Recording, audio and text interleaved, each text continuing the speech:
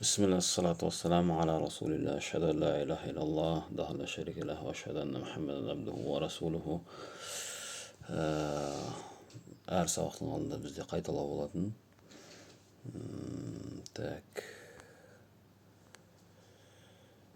Yani мына жерде қысқаша қайталап кетейік. Алдында біз сол жаңа аламатул аф'ал муштаракатын قد ولقد جاءكم رسول من أنفسكم أدوات الشرط يعني إن تذهب أذهب، يا المخاطبة يعني اجلسي، نون التوكيد، لا أضربنك يعني نون التوكيد بالنون بلجع مشترك تردن كين علامة أفعال خاصة من علامة الماضي، علامات الماضي يعني تاء الفاعل، تاء تأنيث، كين علامة المضارع يعني بالخص قبول اللم قبول اللن، قبول سين والسوف، حروف المضارعة، علامة الأمر براق علامة болды, оның екі шарты болды, ижлис хуна я бунай мысалда келгендей. Алхамдулилlah, сол тақырыпта жаңағы сол сабақта ашылмай қалған тақырып бұл жаңағы исм фи'л. Мына жерде мәтіннен кейін исм фи'лді келтіріп жатыр ұстаз. Исм фи'л өте үлкен тақырып және де өте пайдалы тақырып. Кішкене адамның тілін жаңағы не қылады, ашылуына себеп болады. Айтады, исм фи'л дегеніміз алдыңғы сабақта бұл анықтамасын алғанбыз. Хуа исму яхузу мa'на фи'ли ва замануху ва амалуху валакинна ла яқбалу аламатаху. Яғни еді жаңағы мағынасын алады, фи'лдің несін заманын алады және де амалын алады, бірақ та несін қабыл етпейді, белгісін қабыл етпейді дейді. Енді мына мағына деген және де жаңағы не амалы деген екеуі почти бір нәрсе. Анмаул асмаул исм фи'ли не дейді? Ма кана аля вазни фаали. Фаали уазінде болған сөздердің барлығы. Ва хада якуну мин кулли фи'лин суласи. Сарфта өткен болса кім суласи етістіктер, яғни үш әріпті етістіктерге осындай уазында келсе, ядуллу аля мa'на ал-амр. Ядуллу аля мa'на ал-амр, яғни не әмірдің бұйрық райында түсініледі. Мысалы, катаби, назали, дахали, жаласи, қараи. Мысалдарын өткенімізде, катаби дәрсе я Мұхаммад, яғни уктуб дәрсіка я Мұхаммад деген білдіреді. Назали минас сайарати я аулад, инзилу минас сайара я аулад, балалар көліктен түсіңдер. Яғни харajи. Бұл мысалдар ұзақтау болады, тақырып ашылмай қалады қазір. Ма кана бихисаби заманиhi, яғни заманына байланысты исм фи'л. وهو ثلاثة أحسام كالأحسام الفعل. оның үш түрі болады. Фи'лдің үш түрі болған сияқты. Исм фи'л мади, исм фи'л мудори, исм фи'л амр. Біріншіден дейді исм фи'л мади. هو الذي يدل على معنى الماضي ولا يقبل علامته. яғни оның несін аламатын қабылдамайды, бірақ соның мағынасын алады. Бұл Құранда келеді. Хайхата деген бәи жидден, яғни алыс деген мағынаны білдіреді. Бәи жидден, мысалы, хайхата шам, яғни бәи жидден шам, яғни шам өте алыс. Бұл тек қана алыс мағынаға да білдірілмейді, андай мағынауи не де білдіреді. Аудармада сияққа айтады, яғни не контекстке айтады. Хайхата ан янжахал каслан, еріншек не қылмайды, қайдан еріншек, қайдан не қылсын, нәжх, яғни жетістікке жетсін дейді. Дұрыс па? Яғни бұл жерде жетістікке жету мүмкін емес деген мағынаны білдіріп тұр. Яғни өте алыс, яғни бұл жаңағы расстояниемен болатын болса, мынау жаңағы мағынауи мысалмен. Хайхат ан такуна кашейх ислам, шейх ислам болу сияқты қайдан саған дегендей, болу қайдан деген мағынаны білдіреді. Кейінгі екіншісі шаттана. Шаттана деген ифтарақа тамаман, яғни екеуі мүлдем бір-бірінен айырмашылығы өте үлкен. Біреуі бір сайда болса, екіншісі екінші сайда дей ма? Біреуі бір көшеде, екіншісі екінші көшеде, басқа жақта. Мысалы, шаттана Зейдун Амрун, яғни Зейд пен Амрдың айырмашылығы өте үлкен, яғни бір-бірінен сильно отличается. Зейд пен Амр салыстыруға келмейді деген сияқты. Шаттана ма байнал алими вал жахил. Білімді мен білімсіз міндетті түрде тең емес, соны айтып отыр. Шаттана, екеуінің арасы айырмашылығы үлкен. Сол сияқты кейін сур'ана, үшіншісі сур'ана, саруа жиддан, өте жылдам деген сөз. Шарахал муаллиму ли дарса, маған мұғалім ұстаз сабақты түсіндірді. Сур'ана ма фахимту, мен оны жылдам тез түсініп алдым. Хараджа ахи иля суқ сур'ана ма раджа, яғни бауырым базарға шықты, барғанынан келгені тез болды. Алейкумассалам ва рахматуллахи ва баракатух. Жақсы балам, Аллахқа аманат. Кейіннен яғни сур'ана ма катаба ат-талибу ад-дарса, яғни мына жерде сур'ана ма деген частица обязательно келеді. Яғни сур'ана ма саллайта салатака, болмаса жаңағы салатахум, немене жылдам орындады, яғни кітабын жылдам орындады, намазын жылдам орындады деген мағынаны білдіреді. Сур'ана ма деген міндетті түрде келеді. Ма деген міндетті түрде. Тәниян исм фи'л мудари. Мудари мағынасы хуа аллази ядуллу аля мағна мудари ва ла яқбалу аламатаху. Не дейді? Уффин деген тадажару, яғни қазақшаға аударсақ, шаршаттың ғой сен мені деген сияқты. Шаршаттың ғой, шаршаған адамның физически емес, морально шаршаған адам. Уффин лакум ва лима та'будун мин дунилlah. Сендердің Аллахтан басқа құлшылық қылғандарың шаршатты. Құранда бұны енді аудармасын көру керек болады. Жай мысалды келтірейік. Уффин лака я ахи мада атахарта, неменеге кешіктің?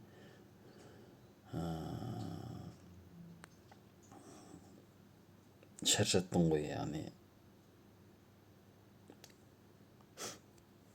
айтады ғой Құранда, фәлә тақул лахума уффин, уф деп айтпаңдар дейді ғой. Яғни әкешің біреу не болса, екеуі болмаса біреуі қартайған болса, оларға уф деп айтпа, туф деп айтпа. Сол мағынада. Кейінен уай дейді. Уай әтәәджәб, яғни тәәджәбә деген етістен шыққан. Ра'a садиқи фақала уай мәләка я Мұхаммад, ой Мұхаммад, саған не болды деген сияқты ғой мына жерде. Ра'a садиқи, мен өзім досымды көрдім, ол не деді? Ол маған саған не болды? Қазақтың өй деген сөзі осыдан шыққан деп ойлаймын, білмеймін енді. Сол қазақтың тіл нелері жағы, қазақ тілінің мамандары мүмкін білер. Жалпы осындай мағынаны білдіреді. Кейіннен ауа, яғни ауа атааллам, яғни осы сөздерді турамына бір мағынадағы берілген сөздерді мына жерде әхтің орнына қойсақ, мысалы әхтің жаңағы уайдың орнына қойсақ, мысалы мына жерде қойсақ жаңағы әтәәджәбу, яғни мен таң қалып қарайды ғой. Әтәәджәбу мәләка я Мұхаммад деген мағынаны тура бұл кісінің жаңағы услубы, методологиясы күшті. Мысалы, минар раси десеңіз, атаалламу минар рас, яғни не, басымның ауыру, басым ауырып тұр деген мағынаны білдіреді. Болмаса ауаққа да сол тура осы сөзді осы жерге бүйтіп қоя салсақ болады. Не дейді? Атаалламу ма ашаддал харрал яум, яғни не, бүгін күннің ыстығынан өзімді жайсыз сезініп тұрмын деген мағынаны білдіреді. Бахин деген истахсану хадал амр, яғни бір істің жақсы жағына қарай не қылуы, өтуі, өткен кезде бахин деп айтылады. Бахин хада валлахил хаққу, жақсы, рас, болмаса жаңағы дұрыс деген сияқты, иә деген сияқты мағынаны біледі. Хада валлахил хаққ, болмаса жаңағы ахбирту аби бинатижати фил имтихан, яғни имтиханнан не қылдым дейді, әкеме жаңағы имтиханның нәтижесіне хабарладым дейді, жеткіздім дейді. Ол бахин деп айтты дейді, яғни жақсы деп айтты дейді. Болмаса жаңағы жақсы емес, қалай аударса болады екен бұны? Машалла. Так айтады: фақала я расулуллахи джаннату ардуха самавату вал арду, қала наам, фақала ар-ражулу бахин.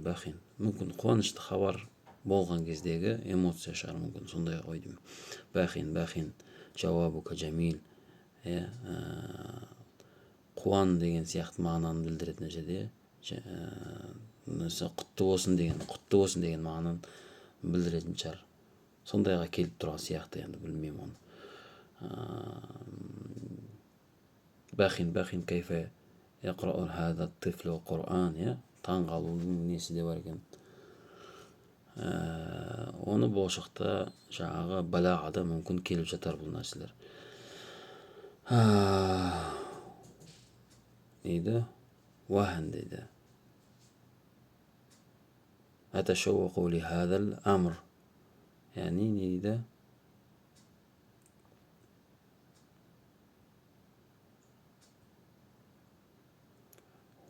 أتشوق لهذه الأمر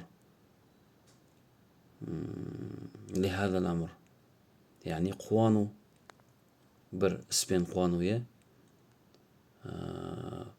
وهن لك يا أمي،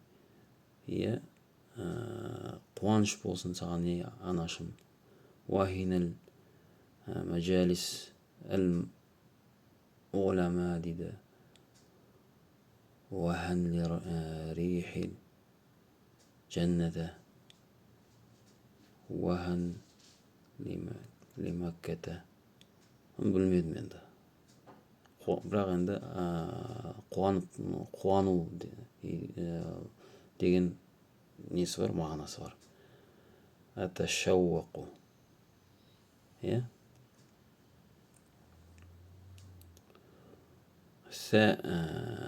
ثالثا اسم فعل نامر هو الذي يدل على معنى الأمر.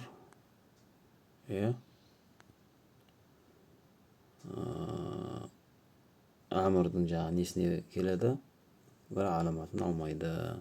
Меслу дейді, сахин, оскут, яғни тыныштал. Я валад, ей бала, тыныш тұр.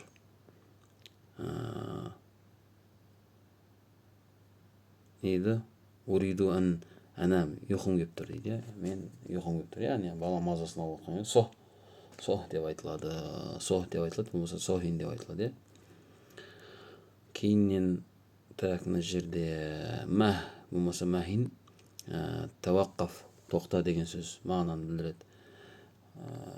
Несі, мысалы, махин я бунайя, ибтаид минал кахраба, яғни не, жаңағы кахраба деген электричество, яғни тоқтан алыс жүр, тоқтай балам, тоқ соғат деген мағынаны білдіреді.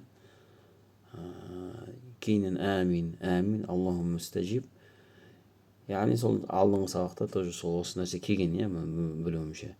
Аллахым жауап бер деген. Бұны біз алдық. Хайя деген хайя та'ала ва ақбил, яғни не кел, болмаса жаңағы не қабыл ет. Хайя аля сала, хайя аля фалах, хайя аля таам, таам я валаду, хайя аля дарс я ихвани, яғни ары қарай мына жерде халумма деген мағына нені білдіреді? Ол Құранда келеді, бұл тоже, хати болмаса таала, бер болмаса жаңағы кел деген мағынаны білдіреді.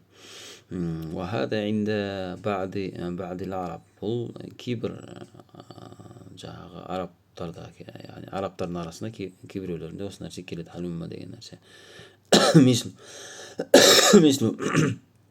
мысалы, قل هلم شهداءكم الذي يشهدون أن الله حرم هذا, يا هاتوا شهداءكم, өздерінің жаңағы не куәгерлеріңді алып келіңдер. Машалла, қайғы кетіп қалдым, не бас кеттім.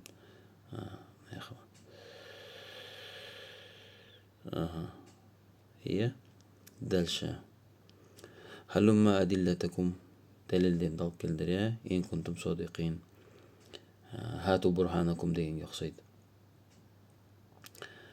Алтыншы, хайя, яғни әсри, асық. يعني هيا إلى المركز يا خالد فقد تأخرنا. немене жаңағы тез деген мағынаны біледі. Жылдамдат деген мағынаны біледі. Я марказға тезірек қозғалайық. Жылдам жаңағы не? Холид, біз неге қалып жатырмыз? Өзі кешігіп жатырмыз. Неменеге? Марказға. Хайя я бунай фақад уқимати ссала, яғни намазды орындап қояды, болды. Намаз орындалып жатыр. Жылдамдат ей балам деген сөз. Жылдамдат деген мағынаны білдіреді. Ха деген хоз, ал деген сөз. Осы жерде арабтардың арасында мына тақырыпты бітіре салайық. Ауалу ха дейді. Яжузу фихи дейді вajhan. Екі түрі болуы мүмкін. وفي كل وجه منهما لغتان, және де әрбір түрінде жаңағы не бар? Екі тіл бар. Лұғатан деген, яғни біреулер, бір арабтар былай қолданады, бір арабтар былай қолданады. Адамы таир, өзгерістің жоқ болуы, деп қана айтылады. Ал енді мына жерде таир би хисабил мұхатаб, яғни айтылып тұрған кімге бұйрық беріп тұрсын, соған қатысты немене жаңағы несі келеді, жаңағы әрпі келеді, оның соған сәйкес дамирі келеді. Я хака, хаки, хакума, хакум, хакунна. Екіншісі, оның да екі түрі бар, жаңа айттық қой, екеуінің екі айтты ғой, вajhan деді. Екі түрі бар, о екі түрінің тағы да екі жолы бар дедік. Адам таир, ха дегені, ол жаңағы, сол жаңағы мағына, бір мағынаға, бәрі бір мағынаға береді. Ал деген сөз. Өзгеріссіз осылай ха деп айтылады. Енді екіншісі өзгеріспен жаңағы сол жаңағы хатып қылып атқан, яғни айтылып атқан, әмір беріліп атқан адамға байланысты өзгереді. Енді мына жерде мысал келтірген, мысалы ха деп айтсаңыз да болады. Ха китабака я садиқи, я мына досым, ей досым, мына кітабыңды ал. Mesela хака китабака я садиқи, болмаса ха китабака я садиқи деп мына бір мысалды бәрін әкеліп көрсетті, түсінікті болу үшін. Тура сол сияқты мына жерде басқаларын неғылмай ақ қойсақ болады. Хакиға келтірген, мына жерге женский родқа келтірген.